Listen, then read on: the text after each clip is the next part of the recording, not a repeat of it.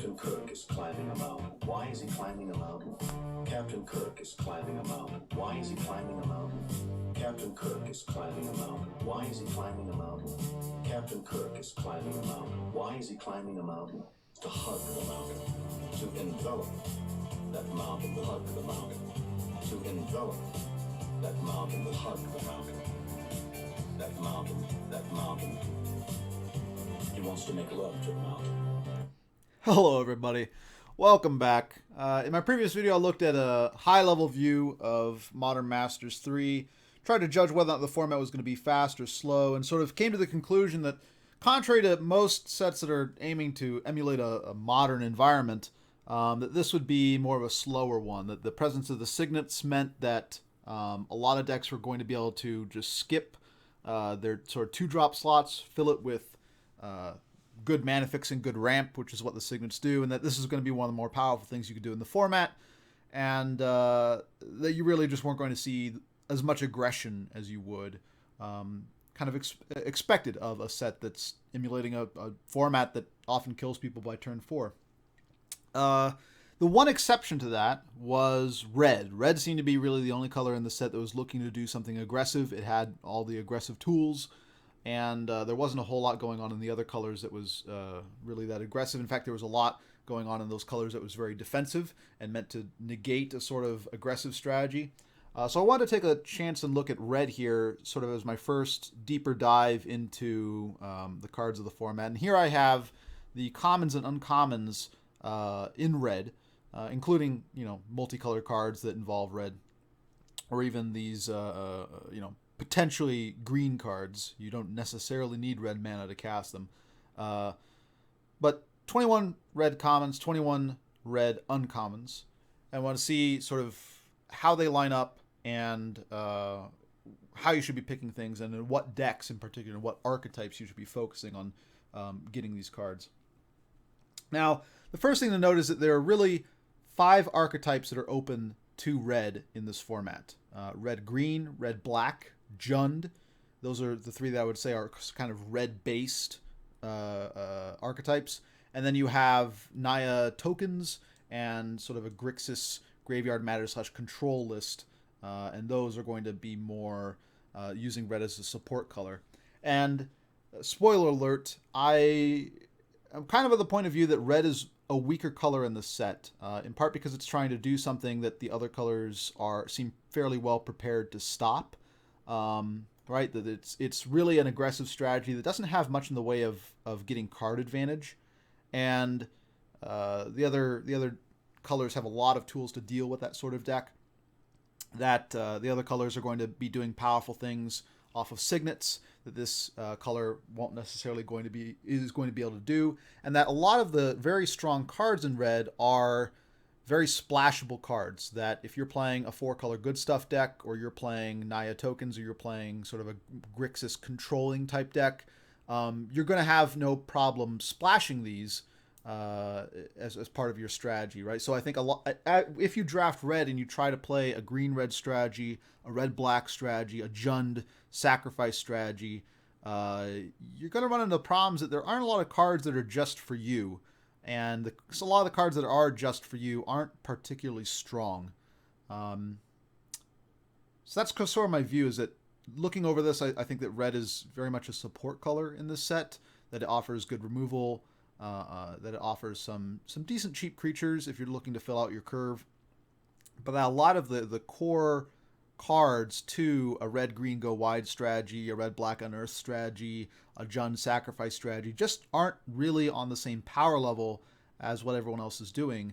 And so that even though this color perhaps offers the best alternative to playing signets, the decks that are running signets and playing them as their 2-drop as opposed to playing Mog Flunkies are still probably going to come out ahead. So let me look at the cards individually though, and kind of explain where I think each of them is going to go. So first off, we have Dynacharge. Dynacharge is more or less a more flexible version of Trumpet Blast. It's not just for attacking creatures, which is what Trumpet Blast is for, and you have the option of just paying 1 red if you need it more or less as a combat trick sort of shock. I think this card is fairly strong. I think it's going to fit in a green-red go wide strategy and in a Naya token strategy, right, you're going to try and flood the board with a lot of creatures, and then you're going to Dynacharge for the win. This is sort of your poor man's Overrun, in a sense. That said, I don't think it really fits in Grixis. I don't think it really fits in Red-Black. I'm even questionable whether or not it fits in Jund, which is looking to get value out of its tokens by sacking them rather than necessarily attacking with them.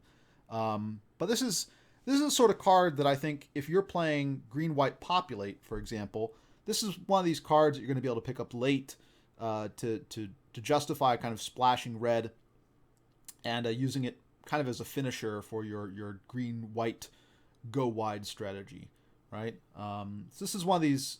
It's a decent card for the green-red archetype, and I think it's more often going to be something that you splash for as a green-white tokens-based populate strategy, right? And you're going to try and take from that also the red token cards along with it. Not a terribly high pick, but in those archetypes is going to be decently strong. Next up is Scorched Rusalka, and I've ordered these by mana cost, just to kind of give an idea of how fast or slow the color is.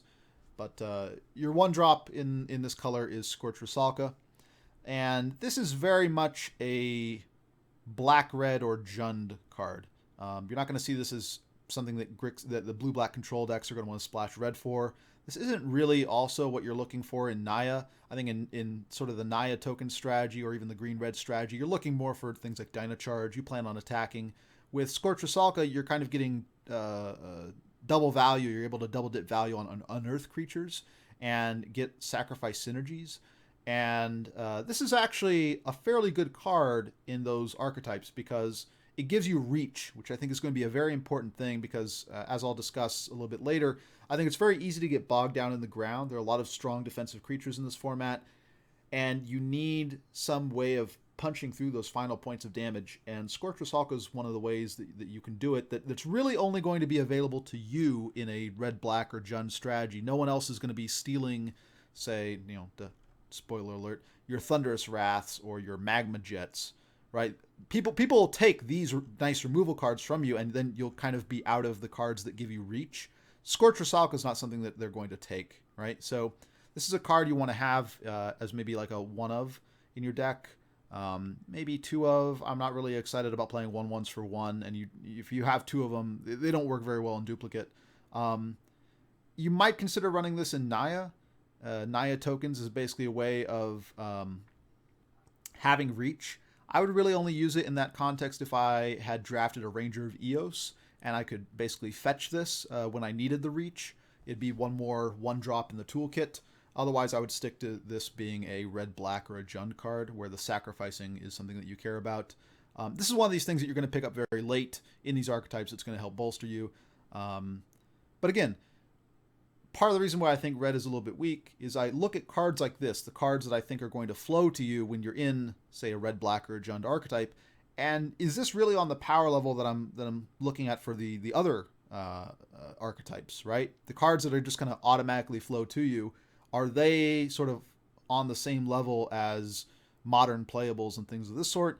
And a 1/1 for one that I even have to pay mana to deal 1 damage to a target player. I don't know. I can't ping with it. Not terribly strong. So you'll pick these up late, and having at least one of them, I think, will give you a lot of reach for playing that sacrifice deck, or just in green-red when you need that final push maybe. But it's really not that strong of a card, and I think you want to focus it in Jund or red-black. Dragon Fodder. I think Dragon Fodder is a card that's going to be very strong in pretty much every archetype that red is in.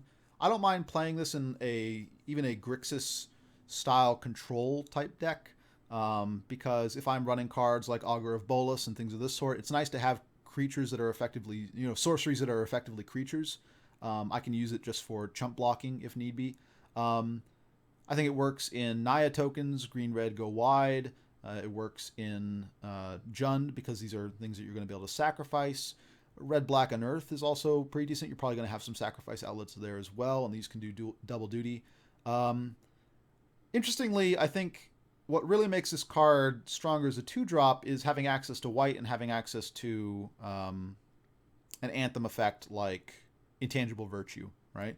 Or having just even access to green and having access to Gaia's Anthem, right? If you can find some way to pump your creatures like this, I think it's going to be stronger. So while it does have some relevance for the Grixis strategies, while it has some relevance for red-black and Jund Sacrifice, I feel like this is going to go more in Naya tokens or green-red go wide. And this is the sort of card that you're going to draft alongside Dynacharges. I don't think, unlike Dynacharge, that you're going to be able to get this very late. I think this is a pretty strong card. I think that, if you're not playing Signets on turn 2, this is one of the things that you're going to want to do. And even if you do play a Signet, this is the thing you might want to do as a follow-up along with another 2-drop on the next turn. So I think you should be picking this card fairly early in any red archetype. If you know you're in red, then I think this is a card that's going to have sort of appeal in no matter what other colors you're pairing with it. And I think this is one of these cards that if you see it going late and you're in, say, green-white populate, this is going to be the thing that pushes you to say, okay, we're going to go Naya and we're going to find some fixing for red because red is open. Madcap skills. This card was very strong in Gatecrash because aggression was a very good strategy, and at the same time there also wasn't a lot of instant speed removal, and being able to give a creature +3/+0 and force your opponent to block with 2 creatures often meant that sometimes this would just trade 2 for 2, right? That they'd block with 2 creatures, but then because your creature had +3 attack, you got to kill both of the creatures it blocked. So it was very strong in that sense. You didn't get 2 for 1 with it. In this format, there's a lot of instant speed removal. There's a lot of removal that, say, put a creature on top of a library. I feel like in almost all of the games that you play, the maximum amount of value that you're going to get out of Madcap skills is maybe you pay 2 mana and you get 5 damage in because your creature can't be blocked now. You have some 2-power creature that you put this on. I think that's the best you can possibly get, which is decent. But much more often than that, you're not going to be able to play it either because your opponent is going to have mana up for instant speed removal and you'll just get blown out, or they're going to have something like Dragon Fodder in play, and you attack with your 2/2 that has Madcap skills on it, and they just block with 2 Dragon Fodder tokens, and they 2 for 1 you. There's a lot of tokens in this format. There's a lot of 1/1s and things of this sort floating around.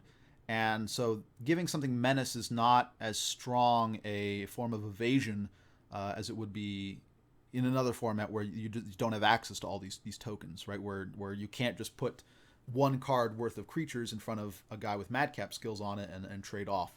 So I'm very down on Madcap skills. Obviously, this doesn't really have a place in the sort of Grixis control type strategy. This really isn't that good in the sacrifice strategy either, I feel, because you don't want to be buffing up your creatures. This isn't really something I'm looking for in like a token strategy. I don't know. In some sense, this is reach, but I think more often than not, you're not going to play this card. You're not going to want to draft it. This is just chaff, effectively. You really have to have something compelling you to say, I can just kill my opponent on turn 4 to play something like Madcap skills, because with so much instant speed removal in this format, I really feel like whatever you put Madcap skills on, you're going to get 2 for 1 more often than not. And even when you don't, there's still going to be a lot of situations where you're not going to be able to play this card. So I say don't draft this card. Rarely play this card. Magma Jet. This card is fantastic. Deal 2 damage to target creature or player. Scry 2. I'm a big fan of scrying when it comes to a limited environment. Being able to filter through lands in particular is often worth effectively drawing a card. If the card you would have drawn was a land and you don't need land, if it's just irrelevant to you, then Magma Jet is doing you a lot of work. It's reach, potentially, 2 damage to your opponent if you couldn't get there with the beats. And I think that 2 damage is actually going to be a reasonable level of removal. There are a lot of 2 health creatures in this format, 1 health creatures in this format. Magma Jet being able to kill one of these creatures, trade 1 for 1, and then give you some form of effectively card advantage through this scrying is going to be very powerful. I think that you're going to see pretty much every single deck that can play red cards is going to want this pretty highly. It's probably not the best red removal that you're going to see. I'll get to some of those later. But this is very splashable, is what I want to say. Just one red in the mana cost. It's cheap. It's an instant speed sort of thing. So if you're one of these decks looking to play things at instant speed, this fits with your strategy. And again, there's a lot of things in this format that don't have a lot of health or don't have a lot of toughness. 2 damage will clear them. I mean, we'll see a lot of them when we look at red here. And I think that this is going to be a card that goes pretty quickly. And it's one of these strong cards that makes me think that red is more of a support color. That this is the card you're going to want for that Grixis control deck. But it's not a card if you're just playing the Jund deck or you're playing a red-green deck that you're going to get to see all that often, right? Maybe if you open one, that's a nice reward, but they aren't going to be passed to you very, very often.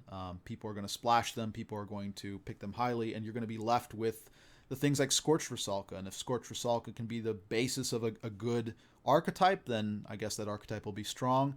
But if you need things like Magma Jet, if you're looking for good removal, I think every other player at the table is going to be able to draft it. The 4-color or 5-color good stuff guys are going to grab it from you. The Naya guys are going to grab it from you. The Grixis guys are going to grab it from you. People are going to even just hedge in on your colors just to splash that, right? They might have a Signet that gives them red, and then they see a Magma Jet, and they're not going to let you pick it 5th or 6th or something like that. No matter what pack it is, they're going to grab it up. So that's one of my worries for red, that strong cards like Magma Jet are just going to go too fast, and you're not going to see them as the guy who's drafting sort of a base red deck, that a lot of people are just going to splash for it and use red as a support color. Mog Flunkies. I think this is one of the more solid 2-drops that we see in the entire format. 3 attack and 3 toughness, 3 power, 3 toughness is I think a big important number here, because it means that you don't get stonewalled by golems built by the splicer guys. There are also a lot of 2/3 or at least 2/4 power creatures in this format. This is a card that at least doesn't die to Penumbra Spider and has a chance of trading with things like or killing, I should say, Core Skyfisher, Talon Trooper, Vampire Nighthawk, a lot of these fairly decent picks that are out there. To have a 2-drop that can get through that and punch through points of damage is really important. And I think in a go-wide strategy, the can't attack or block alone thing is not going to be that big of a deal to you. This also dodges many of the sweepers, right? And some forms of removal. Things like Pyroclasm aren't going to kill it. Things like Magma Jet aren't going to kill it. So Mog Flunkies is actually one of the solid red cards that I think is going to flow to you as a green-red go wide deck that won't really be stolen from you by, say, a Grixis control deck, or won't be stolen from you by a Naya tokens deck, right? So this is going to form the basis, I feel, of a lot of your red decks. This is going to be the card you're playing while your opponent is playing Signets, and it's going to be your win condition, effectively. Beating down with this guy is going to be in a lot of the red decks that you draft. The base red decks, this is going to be the way that you win, is by beating down with Mog Flunkies, and the challenge is on a lot of the decks to answer that threat. And if that isn't good enough in this format, then that's part of the reason why I think red is not going to be very strong. So Mog Flunkies, I would pick this reasonably highly. If I know I'm in red, it's not really something I'm going to look for if I'm not in red. Even if I'm in Naya, I might not be looking for this because I'm looking more for tokens and token synergy. I'm looking for populate effects, things of this sort. But a 3 mana creature for 2 mana, three power and toughness creature for 2 mana is the sort of strong card that I'm looking for. Goblin Electromancer.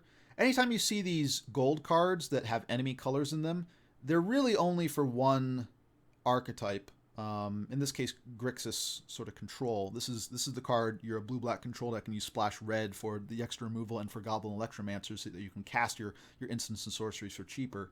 This card's not really going to fit in anything else except maybe some 4-color thing, because red-blue just simply isn't a pairing in this format, right? Allied colors are a pairing, and Alara shards are a pairing, and that really only leaves you with this going into Grixis. In Grixis, it's pretty good. Getting that mana advantage is very big, and the downside of it is that if you are also splashing red for things like Pyroclasm, you're going to have some trouble, and likewise, it 2 toughness is sort of that point where it's dying to the magma jets and the is it charms and the pyroclasms and the things of the sort in this format. So I wouldn't expect this guy to live too long always.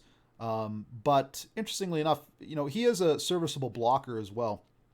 A lot of the aggressive decks are going to be running cards that don't have more than 2 toughness, and being able to block and trade off with a Goblin Electromancer might just be the space that you need as that sort of Grixis control deck to stabilize. So I think this card is going to be pretty solid as a support card in a blue-black / Grixis build, but doesn't really offer you a lot in any other set of colors.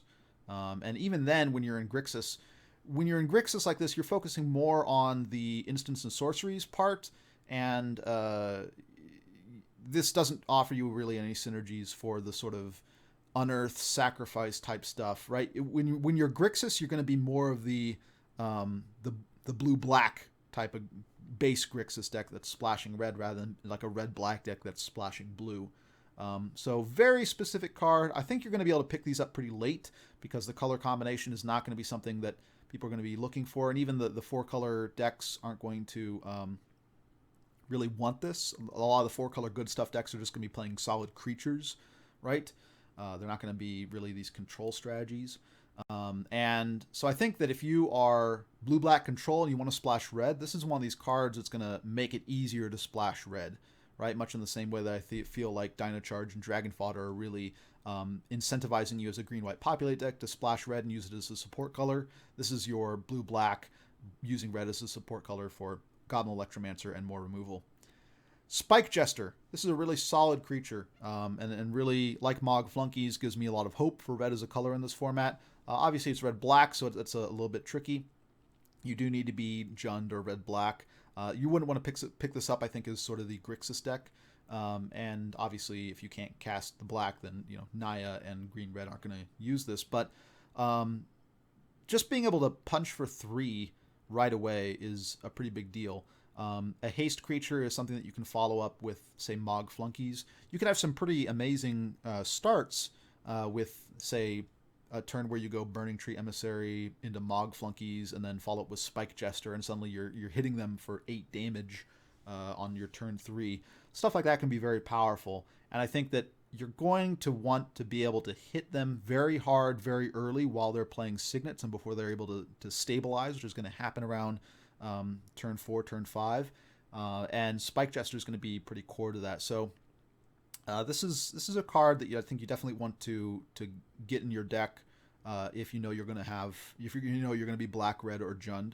That said, it's a little bit like Goblin Electromancer in the sense that I can kind of expect these to go a little bit later, right? I mean, if I'm finding the open lane correctly, if black, red, or Jund is the open lane in a draft, then Spike Jester should be coming to me pretty late because not a lot of other decks are going to be looking for this. There's no blink synergies. It's not a control card. It's a bad blocker. Even just red-green might not be willing to splash black because splashing means they're going to have to find some fixing, which means they're going to slow down their tempo, right?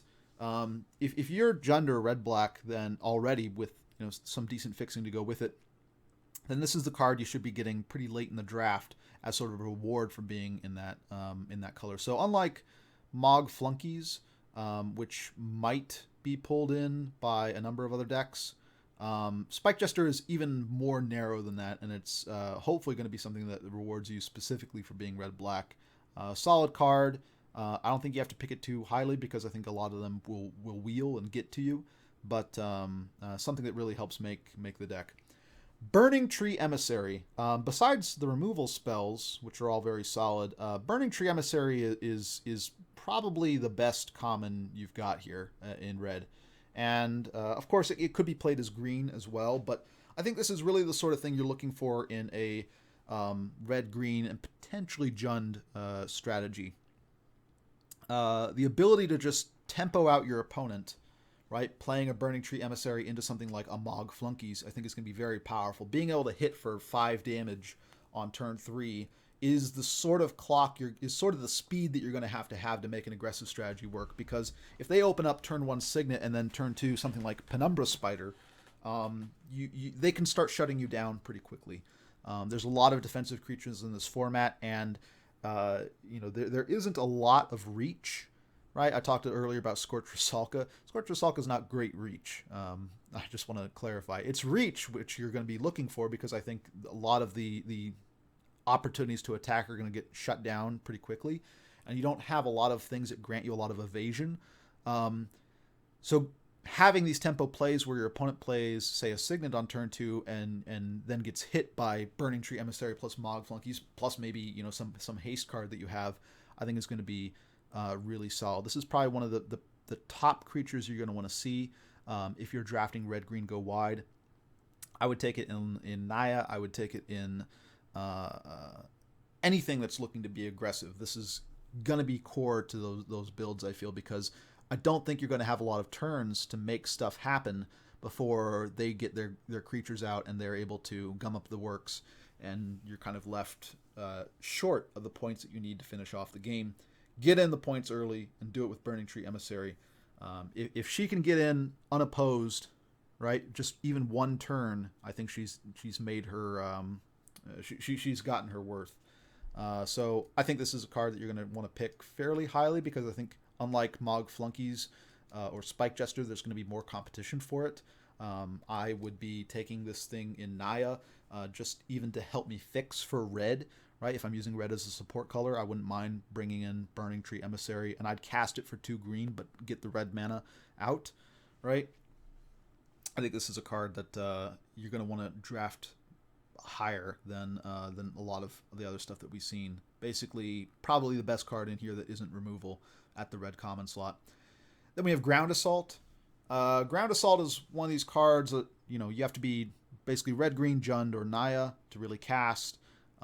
You could do this in a sort of a 4-color strategy, but there's so much good removal in this format that I'm not sure this is really enough to bring you into another color if you're just trying to play good stuff, right? This is good, but there's a lot of good removal, and specifically having red-green as your casting cost could be a little bit hard for some decks, right? Fixing their mana to that extent might be difficult, but if you're, of course, base red-green, then this is going to be less so prom. One of the issues, though, is that as a red-green go-wide deck, you're trying to get a lot of points in early, right? Like I said earlier, you want to play Burning Tree Emissary and the Mog Flunkies, hit them for 5, and that means that you might not have a lot of lands, or that when you play your Magma Jet and you scry, you're going to be trying to scry away lands. And so there is some limit to this in the sense that it doesn't go face, and it's only dealing as much damage as lands you control. And it's sorcery speed, so I don't know. This card is something that you're going to want to pick up, of course, whenever you don't see better options as removal. It's decent, right? But I think in a lot of the decks that are running red-green, this probably isn't going to do more than 4 damage, and even then, it's going to be a little bit later into the game before you're going to be able to do that. So I don't know. Strong card. I would probably pick this over Burning Tree Emissary. Maybe not pack one, pick one, but if I knew I was in red-green, I'd be taking Ground Assault over Burning Tree Emissary, but not by a whole lot, honestly. So the 2-drop slot was pretty good. Madcap Skills is pretty bad. Some of these cards are a little bit narrow and appealing to very specific archetypes, but Dragon Fodder, Magma Jet, Burning Tree Emissary, and if you're in red-green, specifically, Ground Assault, are all pretty solid. And then, Mog Flunkies, Goblin Electromancer, Spike Jester. Spike Jester's pretty limited. Goblin Electromancer even more limited. Mog Flunkies a little bit broader, though you're not looking for this in the Grixis deck, and you're probably passing this over in the Naya deck. These cards are solid, though, so decent number of solid 2-drops, ignoring, again, Madcap Skills, which I don't think is very good. It kind of gets worse in the 3-drop slot, in my opinion. Hinwear Lancer is a good example. It's a Grey Ogre, but has the upside of Soul Bond, and as long as Hinwear Lancer is paired with another creature, both creatures have First Strike. If I'm in a go-wide strategy, giving First Strike to one of my 2/2s or 3/3s is probably not the most impressive thing in the world. I mean, right now, so far, the best sort of target we've had for this is simply Mog Flunkies. That's not that exciting if I'm paying 3 mana for a 2/2. Again, 2 toughness is not that great. There's a lot of stuff that kills it. Even just in red, we have Magma Jet, Pyroclasm, Is It Charm, things that I don't like. Ground Assault if they only have 2 lands. 2 toughness is not something that does a lot of work, right? There's a lot of 2/3s in the format. There's a lot of 2/1s in the format. And the problem is just, I don't think this is a very efficient creature overall, right? Gray Ogres are just not that great. And it's nice to be able to give other creatures first strike, but does that mean that you're not attacking with this? That way they can't block and kill it and prevent and stop the first strike? What happens with the instant speed removal where you attack with your first strike creature, but then they kill your Handwer Lancer because he's not hard to kill at instant speed, right? Magma Jet, Is It Charm, etc. Do you just accept that you're going to get blown out sometimes where your creature loses first strike and then trades where it wasn't meant to trade? Some of these options are pretty bad. I think this, like Madcap Skills, is not a card that I'm going to draft very highly. In fact, it's going to sit in my sideboard very often, I feel, even in red decks.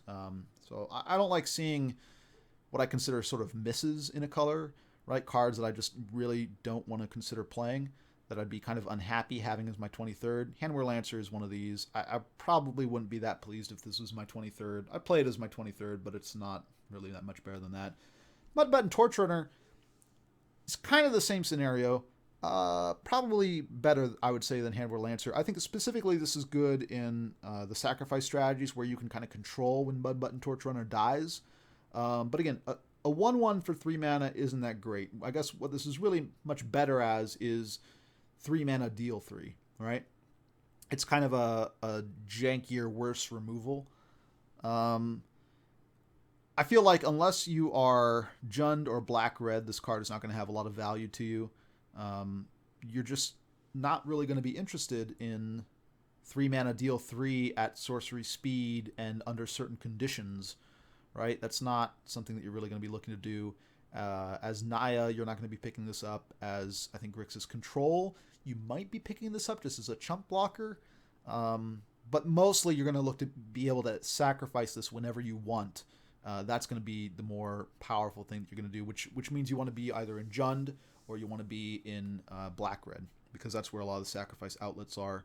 And, like Scorch Rusalka, this is one of these cards that if it's going late and consistently flowing to you, it makes your archetype stronger. It guarantees essentially that you're always going to have these as playables. But again, I wonder how good of an effect is this really. It's nice that it can go both to creature or player. But again, I'm paying 3 mana for a 1/1. If I'm looking for a removal spell, I'd probably rather just take Magma Jet. Paying 3 mana to deal 3 with no scry effect, and all I'm really getting is sort of a 1/1 body, which is as much a hindrance to what I'm trying to do as a help. I'm not terribly excited about this card. Augur Spree. Augur Spree looks pretty strong. Target creature gets +4/-4 until end of turn is a strong effect. There's not a lot that you're going to be able to. There's not a lot of ways that you're going to be able to use this to buff your creatures.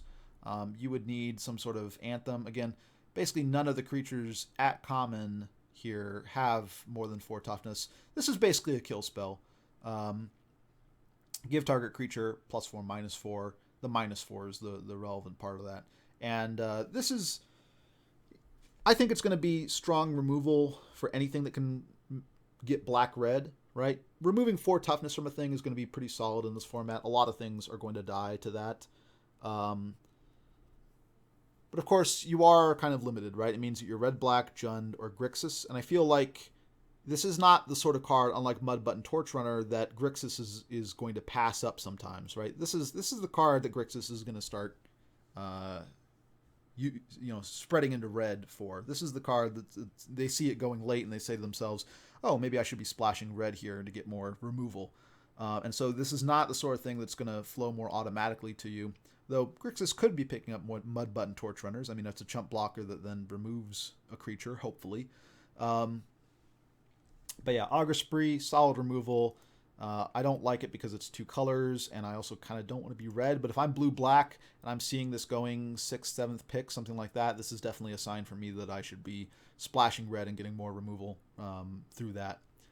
Cathari Bomber, I'm really not impressed with this card. I don't think 2/2 flyers for 3 are actually all that great in this format, because there are a lot of things with 2 power and greater than 2 toughness that can block flying creatures. Again, Penumbra Spiders, Core Skyfishers, Moroys, we have Spire Monitor, Talon Trooper, the Angel token from Urbis Protector, the Golem from Wing Splicer, we have Abyssal Spectre, right? There's a lot of cards that can block a 2/2 flyer pretty easily. And even this is not that impressive to me. I mean, 2/2 flyer for 3, it's a Windrake, that's fine. The effect of when it deals combat damage to a player, create 2 1/1 red goblin creature tokens and sacrifice Cathari Bomber. I'm not really sure I want 2 red goblin. It's not a May ability. I have to sacrifice it. So unless I have something that's really getting value off of whenever I sacrifice something like a Mortician's Beetle in black, this card is not super impressive. Being able to unearth it for 5 also just seems like a rather inefficient use of my mana. It gives extra value to this card. I'm not really spending an extra card to do that, but I do still have to land the hit on the player if I want 2 red goblin creature tokens to stick around after I unearth this. And I think the odds of that happening when you have 5 mana are getting a little bit slim. Again, lots of creatures in this format that block this sort of thing, right? Penumbra Spider being at common is not something I really want to see if I'm looking at 2/2 flyers. So I'm kind of not excited about Cathari Bomber. Again, this is one of these cards like Scorched Rusalka, like Spike Jester, like maybe Mudbutton Torch Runner. It's one of these cards that I kind of expect to flow to the red-black unearth / sacrifice or Jund sacrifice list. So again, if there are enough cards that are sort of automatically flowing to that archetype, maybe that's enough to support it. But again, the power level, right? It's nice that the cards are flowing to it, but if the power level isn't really there, if it's a 2/2 flyer in a format where I don't think 2/2 flyers are going to be very strong, and the effects, the sort of the bonus on it is not that great, in fact, it's sometimes detrimental because this is not a May ability, I think there's some problems there. So, again, this is a card you're going to get with any red-black pairing, I think, pretty late. You're not going to have to draft it very early. It'll be nice in your deck if you have a lot of sacrifice synergies, but otherwise it's going to be kind of a dud. And really, there's only those 2 archetypes that are ever going to be interested in it, red-black and Jund, and Jund is probably more interested in of the 2. Giant Baiting. I think Giant Baiting is actually a fairly strong card. There's a lot of tokens in this format. There's a lot of cheap ways to generate creatures, Dragon Fodder, for example. And being able to cast Giant Baiting as something like a 3 mana deal 8 is pretty good. It does have some sacrifice synergies as well. But I actually kind of like turns where I just go Dragon Fodder, then play Giant Baiting right the next turn, deal 8 to their face, and try and win from there. If you have enough reach, this is one of the things that you can do. And even if you don't have reach, this could potentially be part of your reach. You could take a lot of those token creatures that aren't really able to profitably attack, and if you don't have something like a Dino Charge, you can use them to conspire and do Giant Baiting. So I think this is a card that's going to be decently strong in pretty much any red strategy here besides, say, the Grixis controlling type stuff. You're going to be able to get value out of these tokens if you sacrifice them. They're going to be sometimes a finisher for these Naya tokens type decks that have a lot of creatures that might not be able to profitably attack in, and so you just use them to fuel a Giant Baiting, right, for one big alpha strike. I like this card a lot, and I would have to know what type of deck I'm in to be running this. I would really have to know that I'm, Naya tokens or red-green, or that I have enough sacrifice synergies from black to make this work.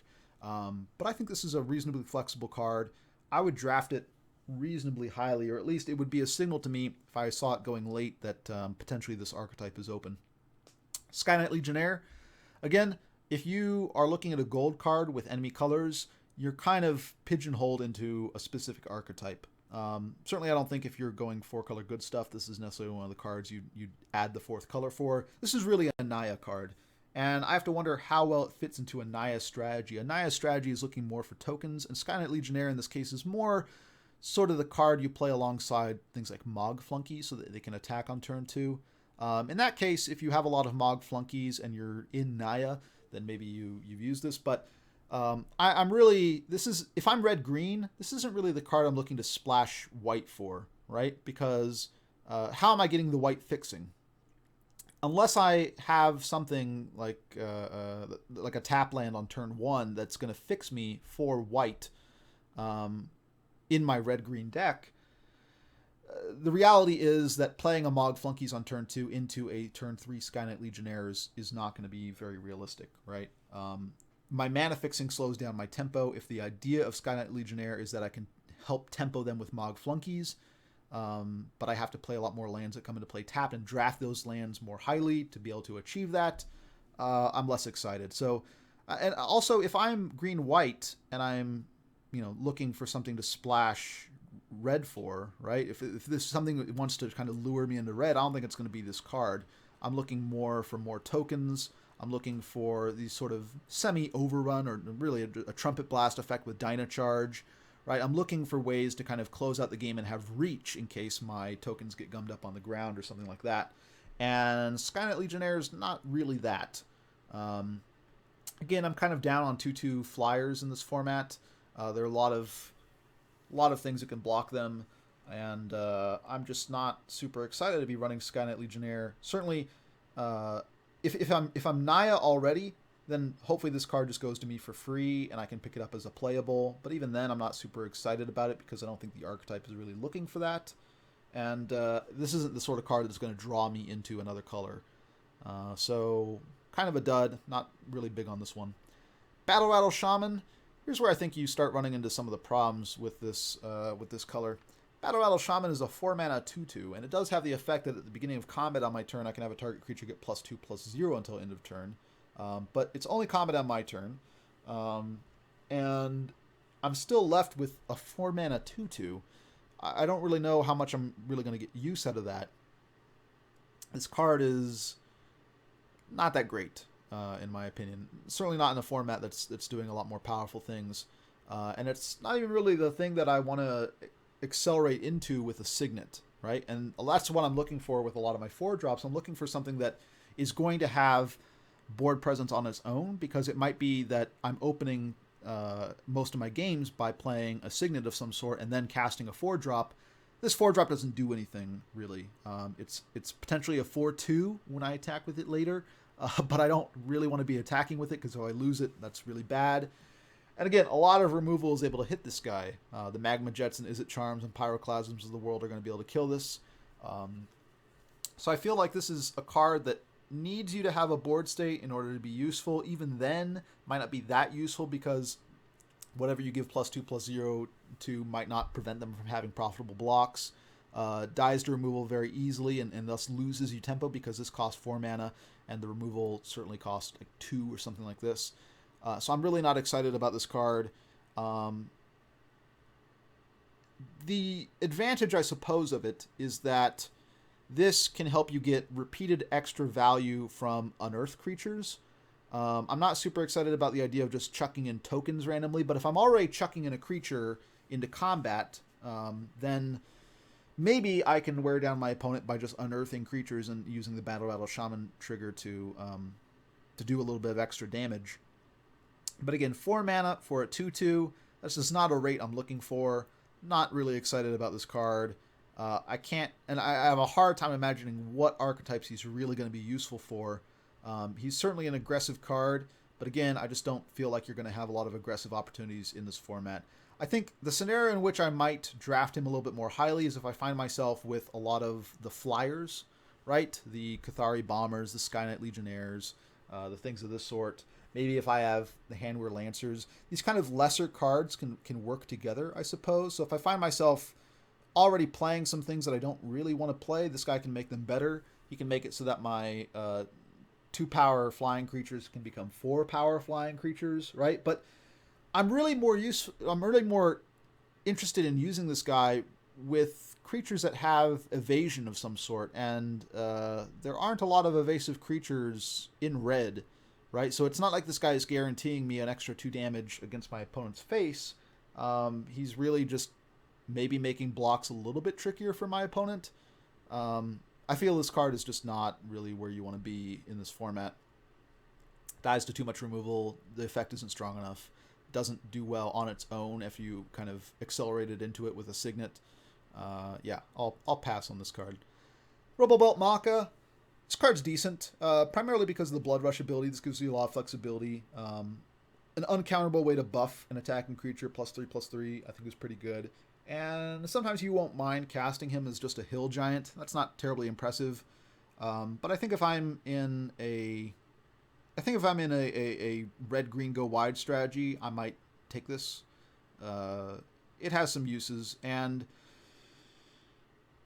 I don't know. It's playable, but again, this is not really the sort of card that I'm looking to accelerate into with a Signet, right? And that's kind of what I want to see in my 4-drop slot. Something that's self-sufficient, something that's going to counter an aggressive strategy if I'm more defensive, right? Something that helps me stabilize if, for whatever reason, my opponent's doing something aggressive and I was playing Signets.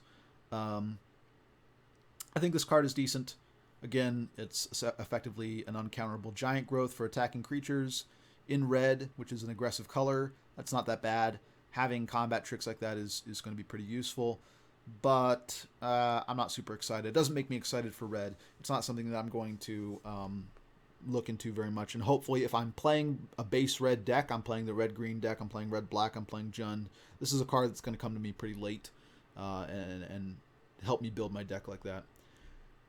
Chandra's Outrage. Chandra's Outrage is pretty great. And what I like most about Chandra's Outrage is because it has the 2 red mana symbols in its casting cost, there's a good possibility that when I'm red, that this card is not going to be picked up by Naya players who are looking for some removal, or Grixis players who are looking to further their control strategy. It's a good red removal card that is probably going to stick with the base red decks and not be splashed for. And I like that a lot, right? The fact that it does 2 damage to the creature's controller is also very relevant because I'm usually pursuing an aggressive strategy. Red, as you might have noticed so far, has very little in the way of card advantage.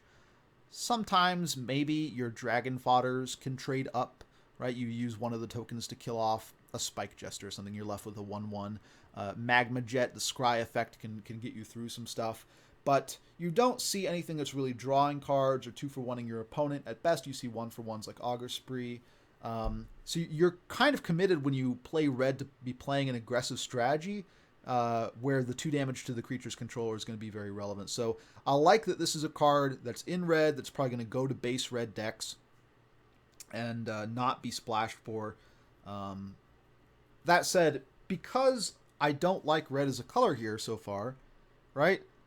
I'm probably not interested in first picking Chandra's Outrage because, again, the 2 red mana cost is going to perhaps eliminate this card from my deck when I'm trying to play a Grixis control list or some sort of Naya go wide tokens list.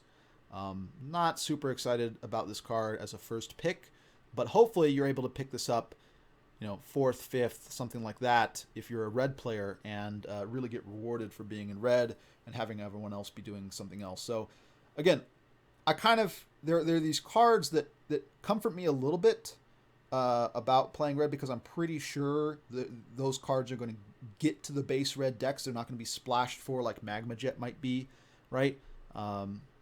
Chandra's Outrage is one of them, and it gives me more comfort than, say, the Scorched Rusalkas of the world, right? Because I like this card better than Scorched Rusalka is the short of it, right? I think the power level is rather different, and I'm hoping to be able to pick this up pretty regularly as a red deck. If I'm not, then I don't think the lane is open and I shouldn't be in it.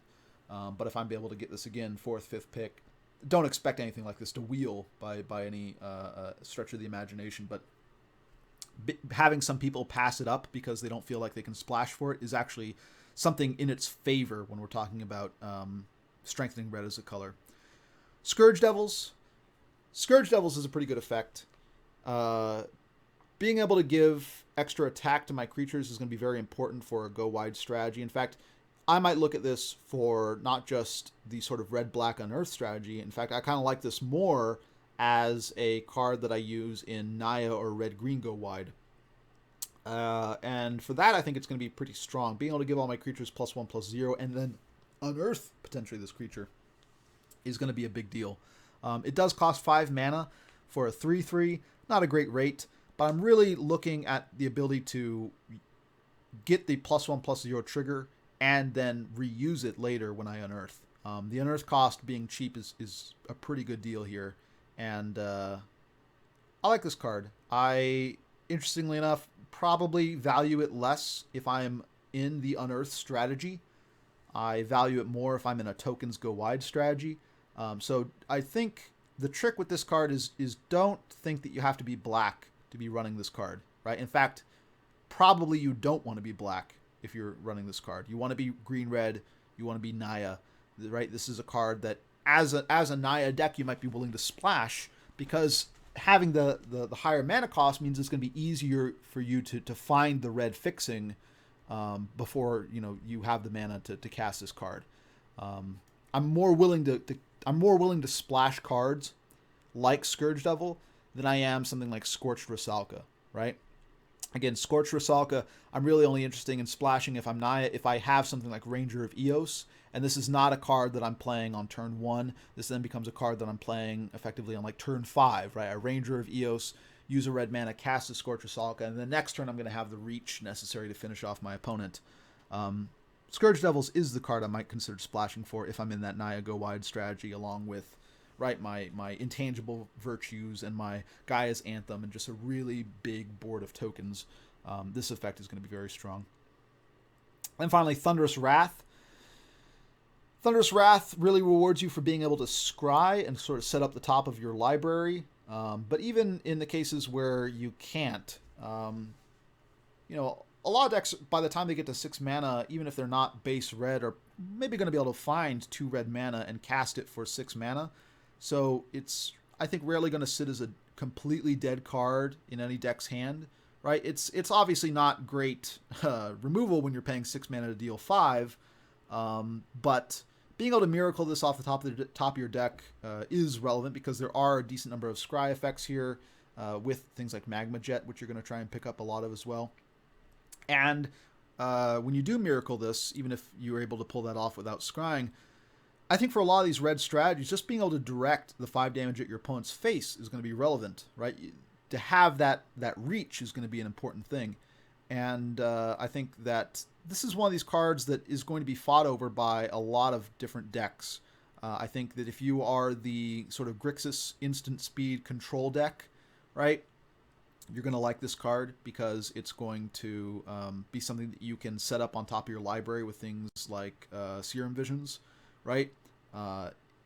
If you are playing any of the base red, right, red-green, Jund, red-black strategies, this is going to be an important factor in improving the reach of your deck because it can go face.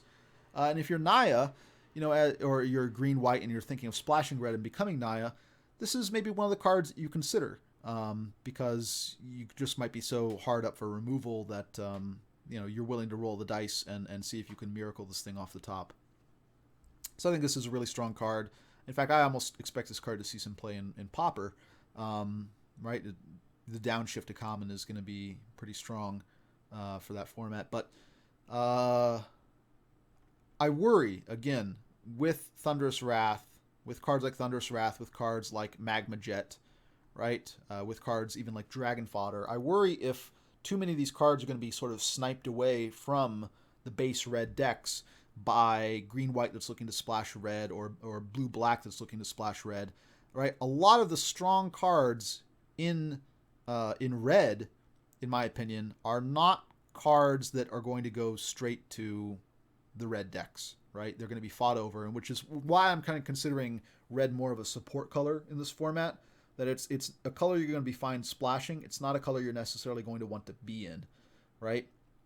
The Grixis decks are going to pick up the Augur Sprees, and the actual like red-black sacrifice decks are going to get cards like Scorched Rusalkas and not be terribly happy with them. They're going to get the Cathari Bombers, and then they're kind of wondering, well, I need this plus my sacrifice outlet, and I need my sacrifice outlet to live, and I need my opponent not to have a 2/3 flyer or a Penumbra Spider or something like this. A lot of conditions necessary to make this card work. Probably not going to get there most of the time, right? And so that's sort of my view of the red commons. There's a lot of stuff that Dynacharge, Dragon Fodder, Electromancer, Augur Spree, to some extent Giant Baiting, Thunderous Wrath. A lot of cards that other decks are going to nab from you as the base red deck, and not a lot of cards that are really going to flow to you very easily. Even the sort of the good creatures for a go wide strategy like Burning Tree Emissary and Mog Flunkies could be stolen from you, right? So I feel like the color is limited in a lot of ways, and some of the cards like Madcap Skills or Skynet Legionnaire, I'm just not excited for. Madcap Skills because I think it's just not a good card in this format, and Skynet Legionnaire because it pigeonholes me exactly into Naya, and I'm not really sure Naya's interested in just a hasty Wind Drake, right? So not terribly impressed with the red cards that I think are reliably going to go to the base red decks, which makes me not want to play red. In the uncommon slot, not a lot changes. Ancient Grudge, I think, is actually pretty solid. One of the problematic things is that besides the signets, there aren't really a lot of other hits for your destroy target artifact. Destroying something like a Spire Monitor, or is that the one? There's the Spire Monitor. There's the blue flash creature which costs 5 mana. There's also, I think it's Tower Gargoyle. That's the one that I'm thinking of. Tower Gargoyle. Being able to destroy Tower Gargoyle is a pretty good game, but there aren't a lot of things that are really that strong for you besides the signets. And if you're able to hit a signet, that's great. And so Ancient Grudge is a pretty strong card in those circumstances. But I don't know. I struggle with whether or not you'd really want to main deck this.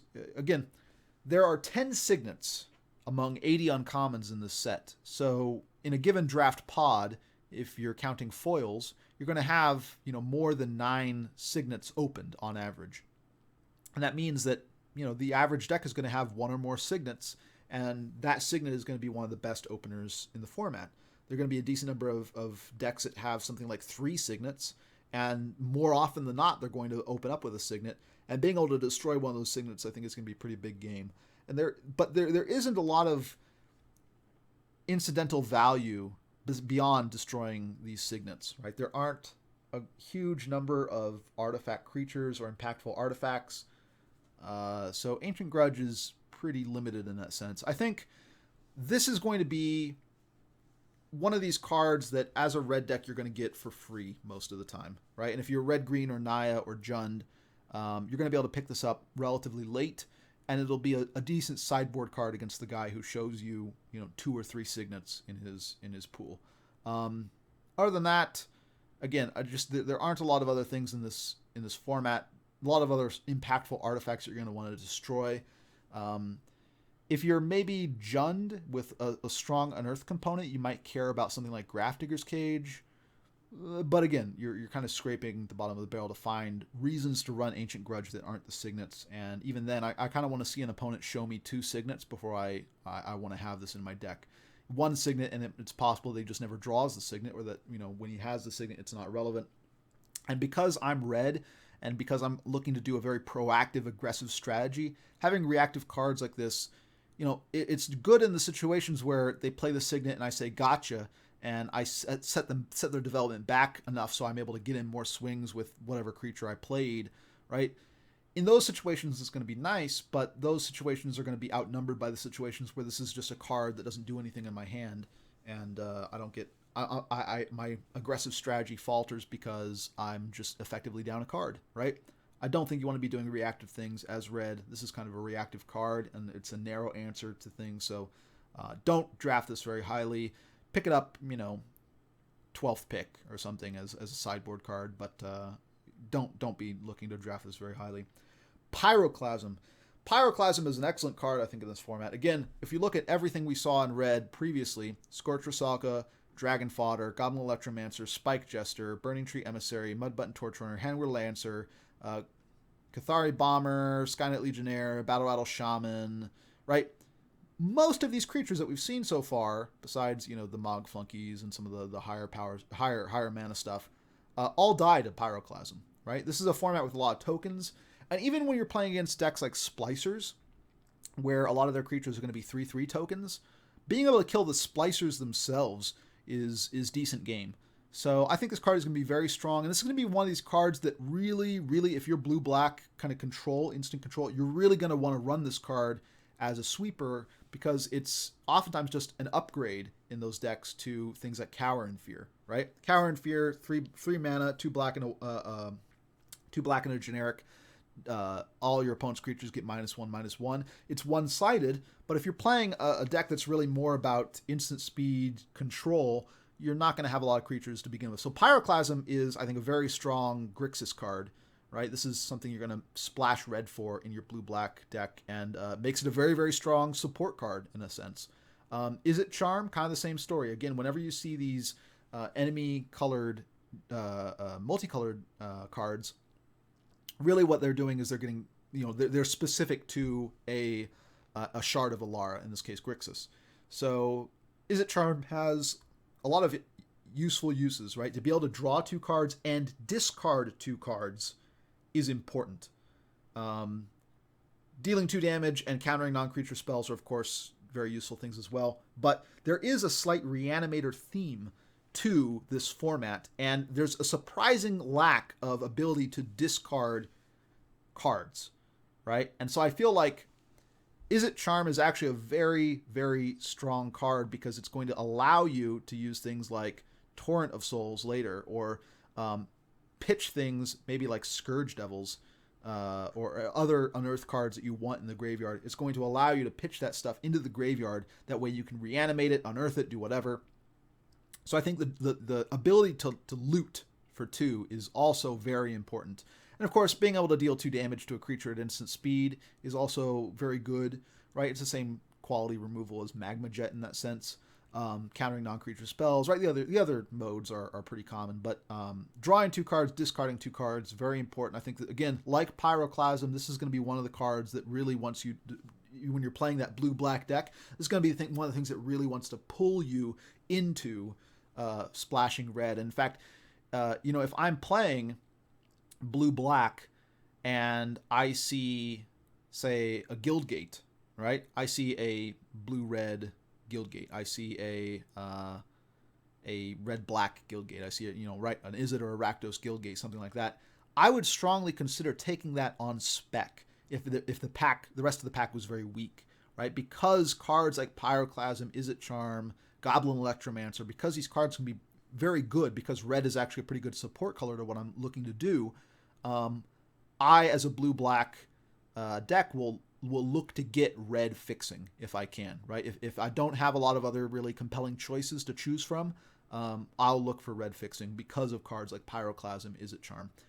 So I'm really, this is a card I think you should be picking relatively highly if you are planning on being in blue-black control, sort of this and willing to splash red. This is a card that is going to be pretty strong. I think even more than that, it's not something you necessarily want to pick highly, to kind of correct myself. It's something that makes you want to spec on fixing. That way you can splash cards like this when you see them, right? Very strong card, I feel, in particular because there are just so few discard outlets and there is this Reanimator theme. I really like Is It Charm for those reasons. Teleportal's the opposite. Teleportal is a card that I really just don't get, because if I'm playing an Unearth deck, when I'm trying to kill my opponent, I'm probably spending a decent chunk of my mana on unearthing creatures. So Teleportal means I'm basically in Grixis, right? But I'm not a go-wide strategy if I'm in Grixis, right? I am in sort of a grind them down, get sacrifice synergies, things of the sort. I'm in a Graveyard Matters deck, and I'm not necessarily having some big wide board of, 5 1/1 tokens or something. And spending 5 mana to overload this is pretty tricky. There are some uses just for Teleportal as something that you're not overloading. So, for example, if I'm in Grixis, I could be using this on an Abyssal Spectre to get it in and have it make my opponent discard a card. I could be using it on things like Sidrax's Spectre, same effect, right?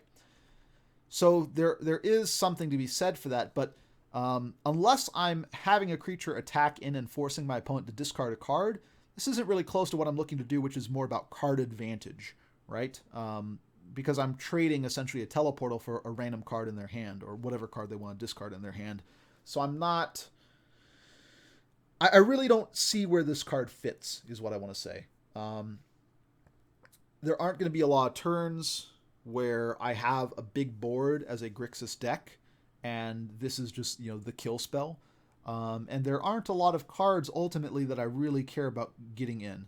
I think I really have to have a deck that had a lot of things like Tandem Lookout and Abyssal Spectre and Sidraxis Spectre before I really considered picking up a card like Teleportal. And I think this is just a card that's going to go really late, and it's just going to randomly come to the people who might need it. But even then, they're going to be a little bit questionable about it. So, unlike Is It Charm, don't like this card very much at all.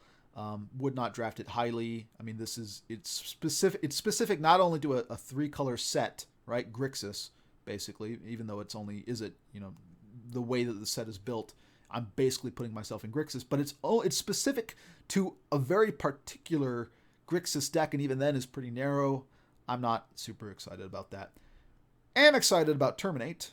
Destroy target creature. It can't be regenerated. 2 mana, instant speed. Yeah, that's premium removal, kids. That's what premium removal looks like. Very strong. Again, if I'm blue-black control, this is another one of these things that makes me want to make sure that I can splash red if I can, right? Because if I start seeing Terminates, I'm going to want them. This card is excellent. Top-tier removal. Draft it highly if you can get these colors. Pack one, pick one. I might pass on this, depending upon what the rest of the pack looks like. But I don't know. If I see this pick 3, pick 4, maybe I grab this, right? If I already have some cards in one of the 2 colors, maybe I start looking for this.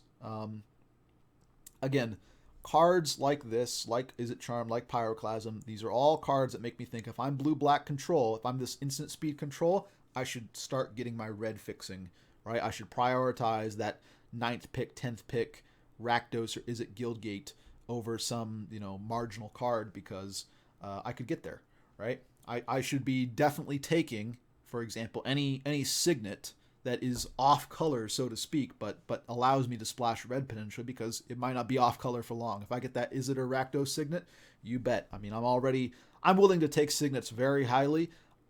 The existence of cards like Terminate, Pyroclasm, Is It Charm makes me want to take them even more when I'm in that blue-black archetype, and red is one of the Signet colors. Next up, we have Tattermunge Witch. This is one of the closest things we get to evasion in the sort of red-green deck. I think this is going to be useful for Naya to some extent as well, right? The Naya tokens deck. I think this is going to be useful for just red-green go wide. Probably less useful for things like Jund. Certainly not useful for anything that can't use the green, because this just becomes a 2/1 for 2 mana if you don't have access to green. But being able to give creatures trample and buff them up is a pretty solid effect. And sort of the question I ask myself when I see something like Tattermunge Witch is this a card I want to draft higher or lower than Scourge Devil, right? And I'm not sure what the answer is, actually, the more that I think about it. A 2/1 body is pretty unimpressive, dies to a lot of things. And, of course, the effect is only for blocked creatures. But giving trample is a really big deal. I can imagine a lot of board states, especially if I'm in Naya and some of my tokens are, say, 3/3s, where being able to give creatures trample becomes very relevant. So, I don't know. Part of me says it's a 2/1 for 2 mana, and if I'm going to be playing an aggressive strategy, I want to be playing better 2-drops than that. I want to be playing my Mog Flunkies, Burning Tree Emissaries. I'm even more interested in Dragon Fodders because of the other synergies it has with either the token strategies or sacrifice strategies. Tattermunge Witch, I'm hoping, is a sort of card that goes a little bit later and will be one of the reasons why, if I'm green-white, I want to splash red a little bit. And maybe props up the green-red go-wide decks a little bit better. Sunhome Guildmage. Again, if you see enemy color pairs in this draft format, in a multicolor card, they're pigeonholed to a 3-color combination, usually. You can't really make a red-white deck in this format, I feel. A lot of the cards are not going to support that. You're not going to have access to the cards like Burning Tree Emissary, Ground Assault, Tattermunge Witch. Giant Baiting could even be weaker, right? You're going to want to be allied color pairs or an Alara Shard. And I guess the question is this something I'm really looking for in my Naya strategy? And it's not bad. I mean, I guess the issue is that the mana costs are kind of high, right? Paying 3 mana to give creatures +1/+0 until end of turn, that's decent. Paying 4 mana to create a 1/1 red and white soldier creature token, 4 mana for a 1/1 is kind of meh. And again, I worry because, again, a lot of this stuff just all dies to Pyroclasm. A lot of this, all those tokens will die to something like Cower in Fear. So I feel like Sunhome Guildmage is a card that rewards you more once you've gotten the Anthem effects, right? Once you've gotten the cards like Intangible Virtue, then I'm going to be more likely to pick this, right? Then when the second ability is relevant, when I can have situations where we're both kind of staring at each other, I can't attack him because he has too many penumbra spiders or whatever, but he can't really attack me because otherwise I kill him on the crackback with my big wave of guys. Being able to just create 1/1s every turn and slowly break that stalemate is going to be something that's pretty useful. But only if my opponent doesn't have answers to just me playing a lot of 1/1s, which is, Cower and Fear at common, Pyroclasm at uncommon, Damnation at rare, things of this sort. So I don't know. I think if you only had the first ability here, it would be okay, right? This is, you play a bunch of creatures and then you're going to buff them twice with Sunhome Guildmage swinging for a big alpha strike. It'd be okay, but because I'm being pigeonholed into 3 colors, right? This isn't really a card I'm looking to go take my green-white tokens deck and splash red for. I'm really only looking to do that if I already have Intangible Virtues, Gaia's Anthem, things that are going to make these 1/1 soldier tokens more than just 1/1 tokens, right? If they're 2/2s or 3/3s, something like that, then I'm more interested. So I don't know. Not terribly an aggressive card. Fits more into the what Naya is trying to do, which is build up a bigger board. So I don't think it's a bad card, but again, conditional on me finding other good cards from those colors to Anthem my guys. Thundersong Trumpeter. 2 mana 2/1. Tap it. Target creature can't attack or block this turn. I am not super excited about this. Again, there are a lot of 1/1 tokens in this format. Things like Dragon Fodder, Lingering Souls, Attended Knights. A 2/1 as a body is not very good, right? And I'm also just concerned about whether or not this ability is going to be that great in a Naya deck, right? If I'm a Naya deck, am I really looking forward to doing this? I feel like I'm already a deck that's kind of getting blown out by any sort of board wipe, any sort of Cower in Fear, any sort of Pyroclasm. I feel like a lot of my loss conditions, once I've started building up a board, are going to be from that. And I feel like a lot of the time, my opponents, if they're running a go wide strategy as well, this effect is going to be very weak. Yeah, okay, your Burning Tree Emissary can't block this turn. Great. But that's not going to get me there. I feel like this is almost a sideboard card for Naya against decks that are only going to have that one good blocker or something, right? And part of the issue as well is that it doesn't tap down the creature, right? This isn't Gideon's Lawmaker. It's not like if my opponent has, say, a Vampire Nighthawk, and that's sort of the problem, that I can't let him swing in with the Vampire Nighthawk because he'll gain too much life and I won't be able to race him. This can only block it. This can only stop it from, say, attacking, right? It's still available to block. Or if I stop it from blocking, I can't stop it from attacking me back, right? Whereas a tapper, I just, before their attacks are declared, I tap it down, and then it's tapped down for not only their attack, but also my attack, right? This is not a tapper, is what I want to say. And I'm questioning how much usefulness there is here. And again, because it locks me down into a specific 3-color combination, I'm certainly not looking to pick this up highly anytime. And I'm not even really sure this is something that wants me to splash either red or white, whether I'm, the green-red deck or I'm the green-white deck. This isn't really something that draws me into that 3rd color in a big way. So I'm not sure if I'm ever really going to pick up this card very highly. I don't think very highly of it. And I don't think you should either. Goblin Assault. This card, I want to say, is not a Bitter Blossom. Very much not Bitter Blossom. For one, there are a lot of goblins in this format that I'm going to want to run, right?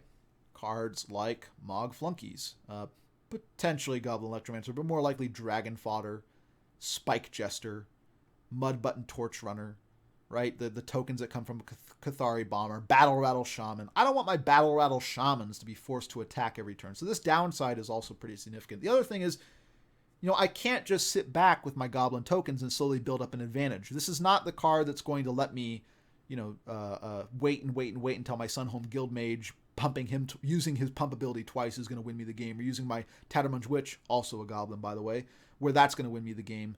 These goblins attack every turn, which means if my opponent has a way of blocking them, I'm not really getting anywhere, right? Even worse, if my opponent has something like a lifelink creature, they have a Rox Warmonk, they have a Vampire Nighthawk, they have something of that sort, it means that every turn they don't even have to attack me to get that life gain, right? They can leave this guy back on blocks, and I at least have to attack with my Goblin Assault token and gain them life.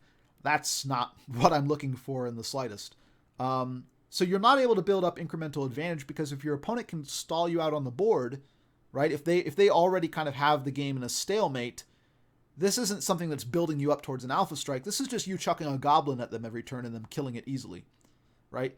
It's kind of nice that having your goblins be forced to attack in some way increases the value of things like Dynacharge, of things like Robobelt Maka.